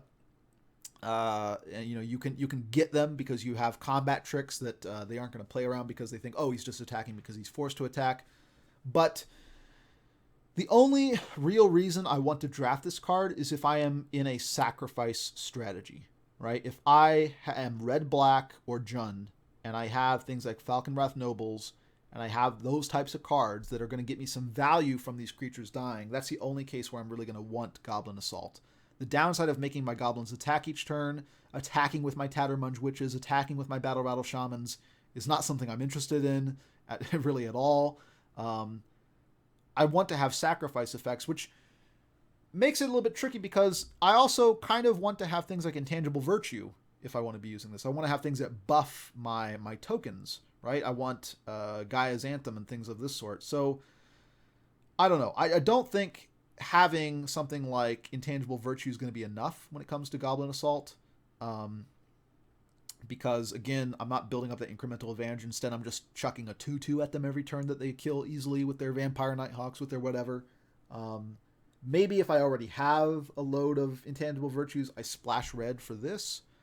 But I think in most of the time, I'm going to be drafting this as part of a synergy with a sacrifice strategy, right? I'm going to be grabbing Goblin Assault, and I'm going to be having Scorched Rusalkas. I'm going to be having Falconwrath Nobles in black. I'm going to be having Skursdad Cultists, which we'll see later. I want to be able to sacrifice these creatures for value in situations where they're just going to die, right? In a board stall or anything like that, where my opponent has successfully blocked my ground attacks. I want to be able to get value out of this enchantment, because the cost is real. It's 3 mana for an enchantment that doesn't do anything the turn it comes into play. That isn't really something that I'm looking for in just a red strat that's looking to Zerg down my opponent. I want to be doing more important things with my turn 3 than, oh, next turn I get a 1/1 Goblin token. Isn't that great, right? Because even if this thing goes for 3 turns unchecked, right? I'm only dealing 3 damage, and then on the next turn attacking with 3 1/1s that might all get dealt with, right? That's the turn my opponent chooses to cower in fear, and okay, my enchantment did 3 damage. It came with a downside for any goblins that I have attacking, or on my board, I should say, and it's probably not going to get that much value going forward, because they're just going to block with things, right? So, not excited about this card. I want to see it specifically in these sacrifice strategies. I'm hoping this sort of card goes late, but I don't even think it is going to go late, because I think a lot of people are going to think that this is Bitter Blossom, and I'm not going to be able to draft it, even in the cases where I'm the guy that this card is meant to go to, because someone else takes it thinking it's good. I think this is basically, it's not, I want to say it's horrible, but it's not very good. Don't draft this very highly. Pyrowild Shaman. Pyrowild Shaman's kind of interesting. Certainly this favors an aggressive strategy because you're blood rushing this guy, and then if you're able to deal combat damage to your opponent, you can pay 3 and bring him back to your hand. I don't know if this is really that great of a use of your mana, though. A 3 mana 3/1 is not that great, first off. But paying 5 mana to give a creature +3/+1 and return the card to your hand is not the strongest thing in the world. And you only get to return it to your hand under certain circumstances. I mean, it's nice that you're able to kind of, if you don't want to pay the cost that turn, you don't have to. You can wait until you get in again with these creatures. I don't know. It's nice to have a repeatable effect, something that could potentially offer card advantage in red. There's really not much else. But sort of as an aggressive card, I'm not super excited about this. I'm really, I think, more interested in using this card in sort of a sacrifice strategy, I think. I'm not entirely sure, but in a situation where I can play this on the board and then continuously get it back, right? With things like Pit Keeper, right? With things like the Exarch, the Black Exarch, right? I'm not really sure I like paying 3 to get this back to my hand. I like it as a creature in my graveyard for those types of synergies, right? With the Pit Keeper type stuff, and being able to sacrifice it and return it and have some sort of grindy value engine. I'm not really sure I like it in just the red aggressive strategies because 5 mana seems like a lot to pay. I feel like in those scenarios I'm just going to lose because my opponent's going to stabilize. They're going to have too much tempo gain off of me paying 5 for this card. That's not going to be worth it. But still, an interesting card. This is one of the ones that I'm a little bit up in the air about. And I think I'm most interested in trying it out in this sort of sacrifice strat with basically with black cards that are able to return creatures to the graveyard, right? Or care about the number of creatures in my graveyard, because then, you know, I can get my Pit Keeper numbers up by using this guy as just a combat trick, right? Along with things like Rubble Belt Maka, and get that into the battlefield and sort of grind out wins that way, right? Not just aggression, but a grindy, aggressive sort of deck, I guess. Vithian Stinger. This might be the best red uncommon, which is saying a lot because we see some pretty strong ones later on. But this might be the best red uncommon. For one, because it only puts you in one color. And this really doesn't put you in any archetype, I feel. I think all archetypes are going to like something like Vithian Stinger because I think this effect is just going to be very, very strong. Dealing 1 damage to target creature player is a pretty big deal. For one, there are just a lot of creatures like Spike Jester that have 1 toughness, right? In fact, you might even ping your own Mudbutton Torch Runner to be able to get the effect. There's tokens, Dragon Fodder, there's Scorched Rusalka, there are things like the tokens from Cathari Bomber. There's a lot of 1/1 tokens here. And in addition to that, all the 1/1 tokens that exist, there are splicers. And you're going to want to kill the Master Splicers, you're going to want to kill the Wing Splicers, you're going to want to kill these 1/1 creatures, these 1 toughness creatures that are giving bonuses to their team. I think that's going to be very important. And I think just given the number of 1 health creatures in the format, whether they're tokens or actual cards like Scorched Rusalka, Spike Jester, given the Splicers, which I think are going to be high value targets to kill, I think Vithian Stinger is going to fit into a lot of different strategies. You're going to want him in your Unearth strategies. You're going to want him in Grixis Control. You're going to want him even in Naya, right? You're going to want him everywhere. A pinger is going to be very strong in this format, is my prediction. And Vithian Stinger should be... Vithian Stinger is the sort of red card that I'm not afraid to first pick, right? I don't think it puts me into any particular archetype, right? I don't think it forces me into any color except I'd like to at least splash red for him, right? And I think the effect is very strong in this format. I think there's a lot of things that are going to be killed by Vithian Stinger. And he's also reach, right? And this is one of the problems that I've talked about a lot of these red decks. You know, if you get gummed up on the ground, if your Cathari Bombers and Skynet Legionnaires and your Burning Tree Emissaries are being stonewalled by something like a Penumbra Spider, right? Vithian Stinger can get you the last few points, right? And again, he'll be drafted very highly along with the other cards that give you reach, like Thunderous Wrath or Magma Jet. But the universal ability of this effect is what I'm trying to highlight here, right? That he's good in a control strategy. He's good in sort of even a mid-range strategy that's just, getting solid value off the pinging. He's good in an aggressive strategy where the pinging is part of your reach, right? Really high on this card. This is probably my favorite. Like, this is my easily my first pick red uncommon, and common for that matter, because he doesn't force me into any archetype, and I think that the effect is really solid. He might not be the strongest card, period, but first pick ability I think is very, very high. Molten Rain. Molten Rain I think is very solid in an aggressive strategy. I think this is what you're going to like to see as a red deck, because I think there's going to be a lot of tap lands on your opponent's side pretty consistently. They're going to have Guild Gates. They're going to have the Alara Tri-lands. Obviously doesn't work terribly well against fetch lands. They'll just fetch in response. But nonetheless, Molten Rain I think is going to get pretty good value as a Stone Rain.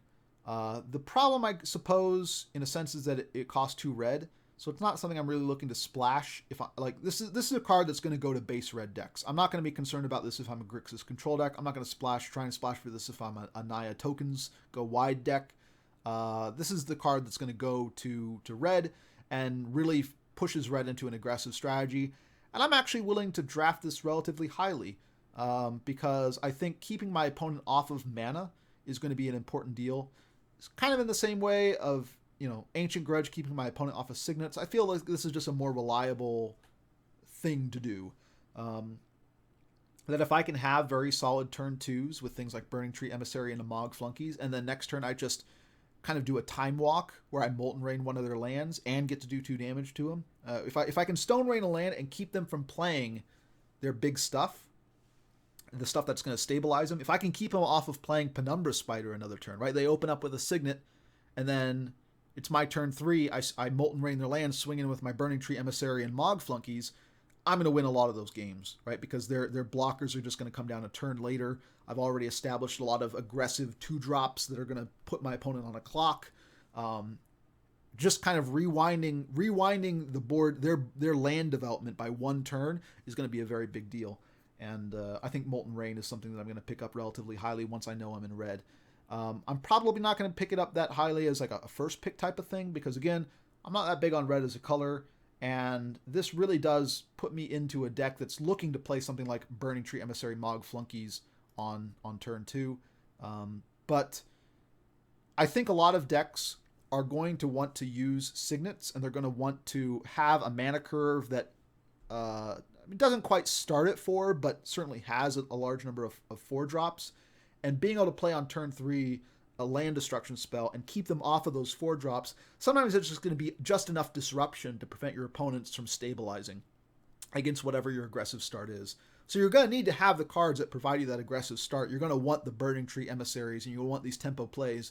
But Molten Rain's a good follow-up to that, and I think those sort of fast 2-drop strategies followed by a Molten Rain are going to be some of the best starts in the game beyond something like, Signet into a 4-drop, which is going to be more common and more consistent, but not quite as good as what this does, I think. And in fact, it's going to be vulnerable to what this does. Next up, we have 3 cards. I'm going to talk about all of them sort of at the same time. They're all specific to a given strategy, and they're all very solid for that strategy. But we have Sidrax's Spectre in this sort of Grixis Graveyard Matters deck. We have Sprouting Thynax in the Sacrifice deck, and we have Woolly Thoktar in this Naya deck. These are all solid cards. I'd take them if I know I'm in the colors, and they're, I think, good enough of a reason for me to splash into those colors. Maybe the exception is if I am green-red. I'm not maybe that interested in the Sprouting Thynax, because I'm not going to get a lot of Sacrifice synergy out of him. There's not a lot of Sacrifice outlets in red. Right, I have this Scorched Rusalka, and that's basically it. But even then, I mean, when he dies, I do get to go wide, which is something I'm looking to do with things like Dyna Charge, with my Scourge Devils, with whatever. So that's not horrible. I think this is more the thing, like, if I'm black-red, I'm going to splash. This is going to the thing that's going to make me splash green, right? Because this guy is going to be excellent for sacrificing to all my stuff. And overall, just, I mean, in a sense, you're getting 6 power, 6 toughness for 3 mana, right? Not quite, but, not that far from it either. And I think that's just a very solid creature. Woolly Thokdar, same story. A 5/4 for 3 mana, solid creature. Definitely, if I can make those mana costs work, if I have the mana fixing to do this, then I'm going to want to do it. I guess a little bit less so than Sprouting Thrynax. I'm going to want to have good mana fixing if I'm doing this, because I think a Sprouting Thrynax will maintain a lot of its value later, because a lot of it is going to be based not on it being able to attack early, but on it being able to fuel these sacrifice synergies and sacrifice plans, right? This is a card I want to play alongside my Falconwrath Nobles, for example. Woolly Thokdar is more of a card that I kind of want to get out early and start hammering my opponent in the face, which means I need to have that specific combination of colors, red, green, and white, pretty early on. So I'm going to want to see some number of like tri-lands that I can play on turn 1 tapped, because I'm probably not playing anything on turn 1 in this format. I might want to see something like an on-color Signet somewhere in the Naya colors, right? I'm going to want to see some fixing, because I think playing this on turn 3 is going to be a pretty big deal. And playing it on turn 6 might not be as big of a deal. Whereas playing my Sprouting Thrynax on turn 6 might just be all the fuel I need to finish my opponent off with my Falconwrath Noble effects and stuff like that. And then we have Sidrax's Spectre. Sidrax's Spectre is interesting because it's a little bit rare in terms of power and toughness to find these 3 attack, 2 toughness flyers in this format. Things like, what was it? Flicker Wisp come to mind, right? 3 power, 2 toughness means it dies to the 2/2s, but it kills a lot of the 3 toughness things going on. It still doesn't work against Penumbra Spider, but it trades for, the Spire Monitors. It trades for a lot of other similarly costed 3-drop flyers. It even has a decent time against tokens. I mean, at least it isn't really going down a card, so to speak. I mean, you're usually, if they have 2 1/1 flyer tokens, they probably spent a card to play it, like Eyes in the Skies or something like that. So I think the body is decent. Right, a 3-powered flyer for 3 mana is good. The ability to unearth it is also very important, right? To kind of get in and trigger the deal combat damage to a player. Player discards a card. I think this is a lot of what Grixis is trying to do, right? This is the incremental card advantage. This is the ability to kind of just go up cards stapled to a creature in a good way. And I think that if you are a Grixis deck, you're already going to be looking to have a decent amount of fixing, right? Because you're not going to be looking to play creatures on turn 2. This is sort of the scenario where I don't necessarily need to be an aggressive deck like I would want to be with a Woolly Thokdar. So if I just had, say, 2 tap lands, right, and then the 3rd untap land, I could just play tap land into Sidrax's Spectre on turn 3 and do my mana fixing that way. I don't necessarily need to find a bunch of signets. I could just do it with Guild Gates effectively. Then any untapped basic, if my tap lands are kind of covering the spread, will work on turn 3 for summoning this. So I don't know. I don't have to find as good a fixing, but at the same time, it is a little bit like Woolly Thokdar in the sense that I don't want to be playing this later in the game oftentimes, right? I'd really ideally like to get this out on turn 3. And so while I can afford the tempo losses as a Grixis deck that come from playing a lot of mana fixing lands, and therefore, my chances are better of getting it out on turn 3 without sacrificing sort of the aggressive start that I'm looking to do with a Woolly Thokdar type deck. I still need to be able to get it out on turn 3, I feel. Getting it out on turn 4, turn 5, that's where my opponents are going to start having answers, and there are going to be problems with that. But even if they do, one of the things that's nice is that being able to get this for the unearthed cost is a pretty big deal. And I also do, again, I'm looking for discard outlets if I'm in Grixis, because I have some reanimation ability, and I have basically all my discard outlets in those colors. So if I have things like Is It Charms, right, I might not necessarily need to make all the mana work out exactly with Sidrax's Spectre. If I'm fine discarding this in my graveyard, then I can wait until I have an opportunity to attack with another Sidrax's Spectre to get my value, right? So I think this card is something you're definitely going to want. It's not really, again, like a lot of these things, something that you want to first pick because it locks you very specifically into a color combination and forces you to find a lot of fixing. But these sort of cards are going to be the reward for drafting your fixing early, right? Get your fixing, and then these sorts of cards are going to be the cards that you're going to be rewarded with. I guess that's the main takeaway from these three creatures is your guild gates, your tri-lands, and especially your signets, because they're ramp as well, are all going to be things that you're going to want to draft relatively highly. I wouldn't mind if a pack is light drafting a tri-land, right, on pick 2, pick 3, because cards like this exist in the format.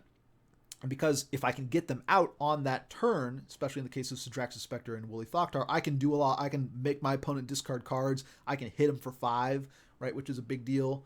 I think this is definitely a lot of the reason why you want to be drafting fixing early in this format and play kind of that slower game. That said, none of these things are really favoring that aggressive strategy, right? These tricolor cards aren't things that make me think to myself, I'm going to play aggressive decks, right? Because these cards are the cards making me want to play a lot of lands that come into play tapped. That's not really what I'm looking to do in an aggressive deck. So I don't think these cards are necessarily helping the color red. And I think that the other tricolor cards, the Tower Gargoyle and the Rock Swarmonk, are also very solid. I think this is really just these cards I'm wanting to emphasize. I'm going along on this, but I want to emphasize these cards are a large part of the reason you want fixing. And they're also cards that are going to fuel things like 4-color good stuff strategies, right? So great cards, really incentivizes you to get fixing, draft fixing, draft signets. These are going to be your payoff. Next up, Trader's Instinct. I'm not very impressed with this card unless you're in a sacrifice strategy, which means you're probably in black-red or Jund. In those strategies, though, especially if you have a way to sacrifice without paying any extra mana, so something not like Scorched Rusalka, then this card probably gains some value. I wouldn't necessarily mind picking this up, I suppose, in just like a red-green aggressive strategy if I saw something from my opponent that was good to steal, right? So if my opponent, has shown me something like Tower Gargoyle, but not a lot of other flyers, or right, they've shown me some reason to think that Trader's Instinct is going to just be able to grab a creature, get in. Then this could be an important part of my reach of my deck, right? This could be the ability to put in those last few points of damage. Again, I feel kind of desperate looking at these red cards to find cards that are going to get me that reach. I don't think Madcap Skills is going to get there. I'm not super excited about things like Tattermunge Witch. Giant Baiting might be okay for that. Scourge Devils maybe. But a lot of the cards, the cards that I'm hoping to get there with my reach on, like Thunderous Wrath, maybe Chandra's Outrage, Magma Jet, I feel are going to be taken by a lot of the other colors, and you're going to be left with cards like Trader's Instincts as the cards you're considering for, do I have to play this to be able to get in those last few points of damage, right? I don't know. I want to see how the format shakes out before I kind of decide how highly I pick this card. My initial impression is not very high at all, and really only pick it in the red-black sacrifice strategies where this card doubles as a removal spell. But I don't know. Maybe things will change. Maybe I'll say the successful way to draft red, even if you don't want to draft red, is to have some number of Trader's Instincts along with there, even if you don't have sacrifice effects. Maybe that's a possibility. I'm not sure yet. Skursdad Cultist. I'm not excited about 4-mana 2/2s, but this is a sacrifice outlet in red alone, which is exciting to me because it means that I don't necessarily need to be playing black or splash for black or do whatever to be able to get these sacrifice outlets. This is a much better card, in my opinion, than Scorched Rusalka. I'm willing to spend 4 mana as opposed to 1 mana for a 1/1, even if I'm only getting a 2/2.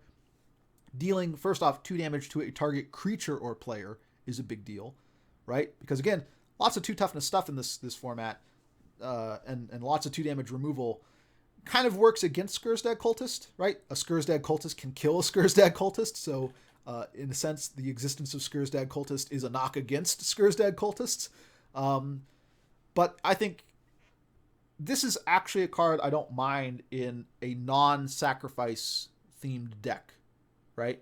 That I don't necessarily, I could just be red, green, go wide, and this could be part of my reach. This could be part of my ability to answer creatures that I don't want to see from my opponent. This could be part of the way of just screwing up combat math, right? I attack with a bunch of tokens, and my opponent blocks, and then one of the tokens that was just going to die anyways, I get to sacrifice it, and it in conjunction with another token, kill off something that my opponent had, right? This turns a lot of my sort of sacrificial attacks where I'm just launching my team at my opponent to try and finish them off.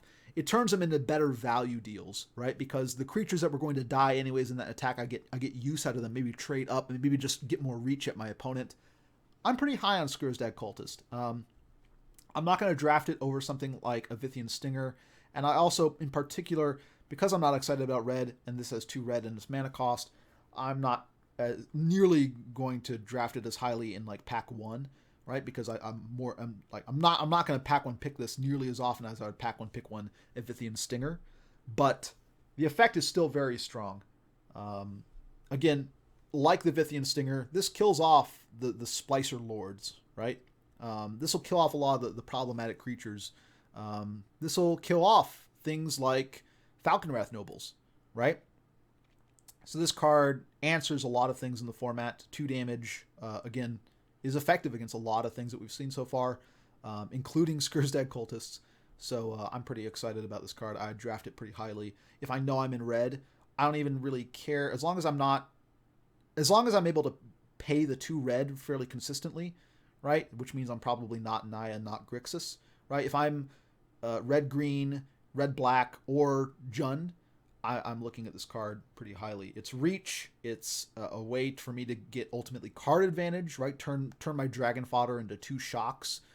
It's a lot of things that I'm looking for with red that I think is missing from a lot of the rest. Carnage Gladiator, great aggressive creature. I remember playing with this. Pretty strong. 2 toughness, not again what I'm really looking for. Dies to Skursdad Cultist, dies to Izzet Charm, Pyroclasm, Magma Jet, right? I play it on turn 4, they kill it the turn right after. I don't have the regeneration mana up. But it does give me that extra reach that I'm looking for. Whenever a creature blocks it, creature's controller loses 1 life. This really helps me fuel that aggressive strategy. It's interesting that I'm really looking more for this effect in like red-green or even Naya, because that's my go wide strategy. So I get to attack with a bunch of creatures, and even if my opponent has a lot of blockers, right, all my dragon fodder tokens are still getting through for 1 point no matter what my opponent does. I like that a lot. I don't know. I think the color combination is a little bit awkward for me. I think it's just going to be the situation a lot of the time that I play this and then it dies to removal the next turn because there's just so much that can kill a 2 toughness creature. But it is the sort of aggressive reach that I'm looking for if my deck is base red, and I don't think I mind this. I think if I am in a red-green deck, this is going to be a part of the reason why I want to splash black, right? I'm not going to draft this very highly. I don't think just in red-black alone it actually does that much. I don't think with this sort of unearth strategy we're going to get there. You want to be going wide, I feel, to be able to do this. But I think it is a pretty solid card, and if they don't have an answer for it, once you get to start regenerating with it, I mean, you can just hit with this guy every turn, right? And a 4/2 regenerating, even if it costs me 3 to regenerate me every turn, my opponent's often just going to be losing creatures to this, right? Until he finds an answer, he's either going to be eating 4 to the face, or he's going to be losing 1 and then losing a creature as well. This card can be kind of a bomb. And in particular, one of the things I like about it is like this is the sort of card that I want to accelerate into off of a Signet, right? Because there are going to be scenarios where I get this guy out with my Signet and I start swinging with him, right? I'm immediately putting my opponent to the test. Do you have a removal spell for this Carnage Gladiator? Because if not, he either starts taking a lot of damage, right? He doesn't block it, and then I get to use my mana for something else. Or he blocks it, loses his creature. I just regenerate the Carnage Gladiator. He still loses some life. Right? I can grind out card advantage that way, right? We might have 3 turns go by where he just has to keep chumping this Carnage Gladiator, right? And I just keep getting to regenerate it. Or he just takes a bunch of damage and I develop my board even further. I think if I have signets, if I've already got a signet, like especially if I have a Rakdos signet, I think I definitely want to draft this guy pretty highly. I feel it's a little awkward because I feel like this guy is one that's really going to be more Jund and not just red-black. And so it's kind of like the other cards that put me in 3 colors. I'm not really looking to pick them very highly because I don't want to be locked down into 3 colors. But I think this is a very powerful card. And in fact, I think if I am red-green and I'm looking to splash back and I had my choice between Sprouting Thrynax and Carnage Gladiator, I'd be taking the Carnage Gladiator, right? I think this card is just really strong if you're red-green splashing black, and especially so if this is something you're accelerating into off of signets, which is true also of Sidraxis Spectre and Woolly Thokdar, and these I'm willing to accelerate into these guys as well, but isn't true of other kind of powerful cards like Skursdag Cultist. So whether or not I have signets that are relevant here is going to be part of what influences this, and what sort of deck I am is going to influence this a lot. And I think in the right deck, this guy is going to be very powerful. So I like this card a lot. Gorkland Rampager. I mean, even just as a 4-mana 4/4 Trampler for 4, that's solid, right? I don't mind accelerating into this guy with a Signet. I think that's really strong, right? Just a 4/4 Trample puts them on the clock. They have to have an answer pretty quickly, and 4 toughness is a lot, right? This guy doesn't die just a Magma Jet, right? You need your Augured Sprees and stuff like that to take down this guy, and the fact that you can top deck him, right, and you don't have to play him just as a creature. You could go for the win, right? You could give some big creature trample and kill. I like that a lot as well. So he's a great combat trick, right? 4+4/+4 and trample at instant speed for 2 mana is great. A 4/4 trampler for 4 is great, right? I especially am interested in finding 4-drops because I want to power stuff up off of signets. I think this card is maybe even first pickable. I don't know. I guess it depends on how much I like red-green, but I can see myself picking up this card first in a lot of packs. Just solid body, solid effect. Gives me reach in a sense because trample is sort of a form of evasion.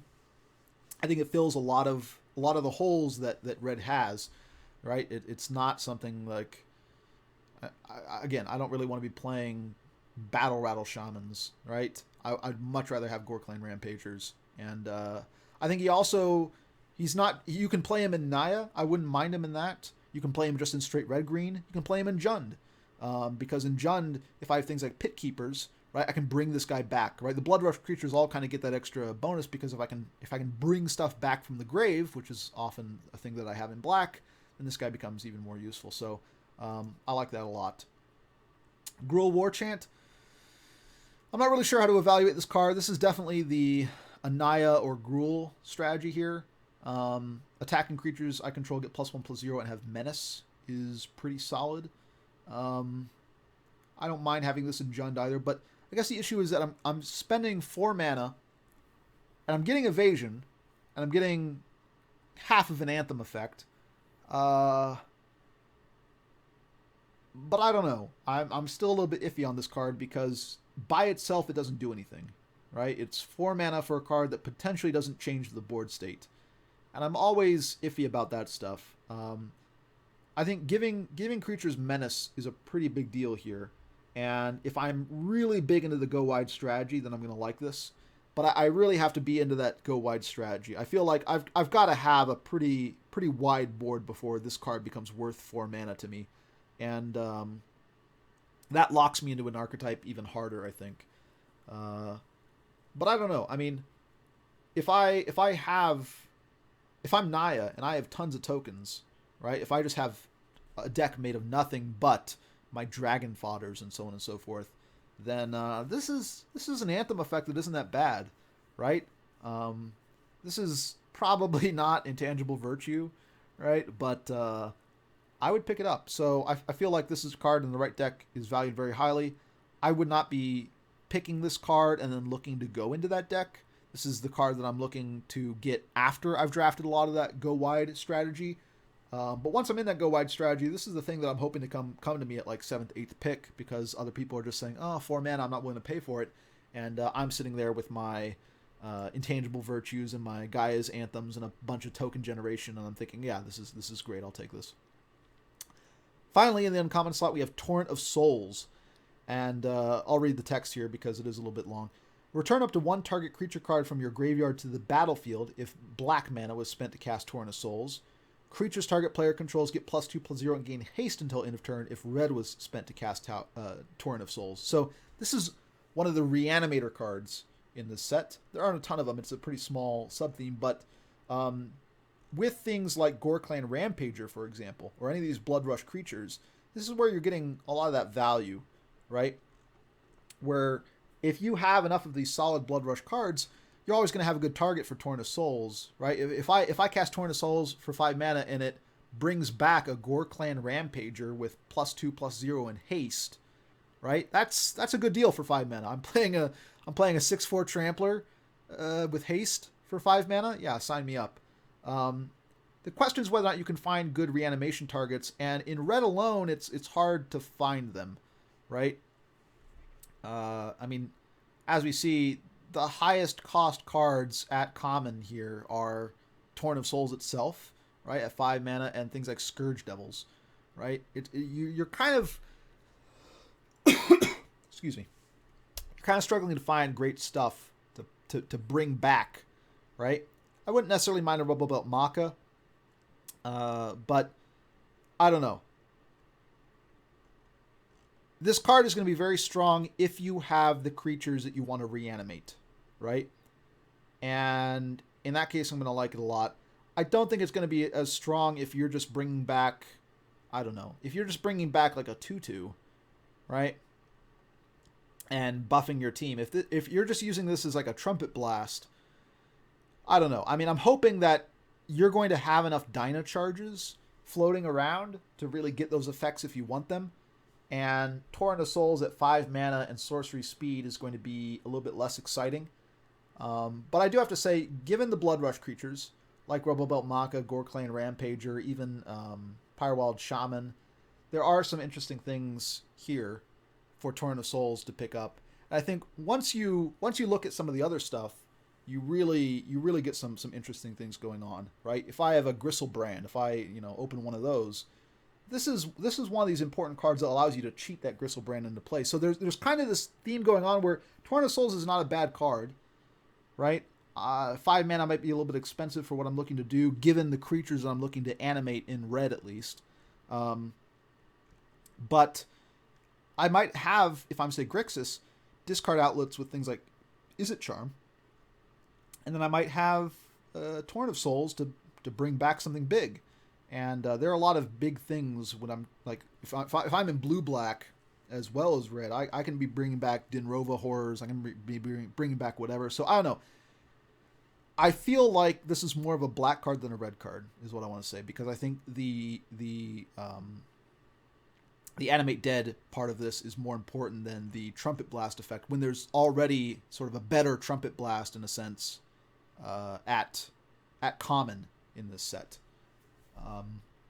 So this is one of the cards I'm looking to pick up when I open that Gristlebrand or some other big bomb, and I'm going to care more about it for the reanimation side of it.